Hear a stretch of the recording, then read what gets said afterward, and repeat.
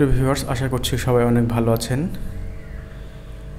আমরা দেখলাম যে রাজনৈতিক দলকে যে আলটিমেটাম দিয়েছিল প্রফেসর ইউনূস, সেই রাজনৈতিক দলের আলটিমেটাম শেষ হয়েছে এবং তারা জুলাই সনদের ঘোষণা নিজেদের মতো করেই তারা দিয়েছে।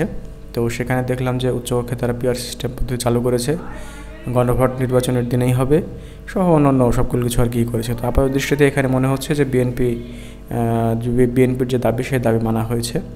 তো প্রিভিউয়ার্স, একটা বিষয় লক্ষ্য করুন যে ইসলামী দলগুলো কিন্তু তারা যেন নির্বাচনের আগেই গণভোট হয় সেটার জন্য তারা মাঠে নেমেছিল, আন্দোলন করেছিল।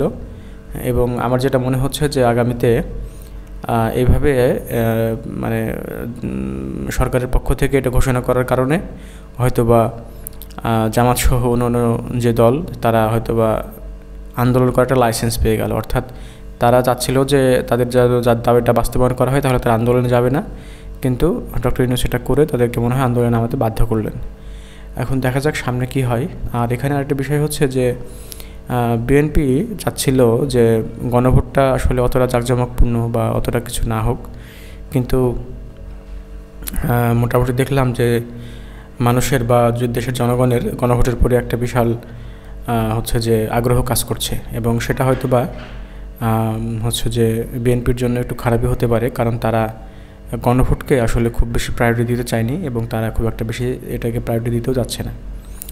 তো আসলে সময় বলে দেবে এটা কি হবে। তো আপাত দৃষ্টিতে যেটা মনে হচ্ছে যে জামাত মোটামুটি আবার হয়তো বা আন্দোলনে নামবে এবং তারা এটার একটা মানে কড়া হিসাব নিকাশ করে তারা তাদের মূলত কর্মসূচি ঘোষণা করবে। আর বিএনপি হয়তো আপাত দৃষ্টিতে তারা বিজয়ী হয়েছে এবং তাদের জয়লাভ হয়েছে এটা মনে করছে, কিন্তু তারপরেও আলটিমেটলি এটা বলা যাচ্ছে না, কারণ রাজনৈতিক যে এখন বর্তমান অবস্থা তাতে বিএনপি এবং জামাত প্রায় মুখোমুখি অবস্থানে দাঁড়িয়ে আছে, বা ইসলামী দলগুলো তারা প্রায় মুখোমুখি অবস্থানে দাঁড়িয়ে আছে। তো সেই জায়গা থেকে আসলে সময় এটা বলে দেবে যে কী হবে ভবিষ্যৎ।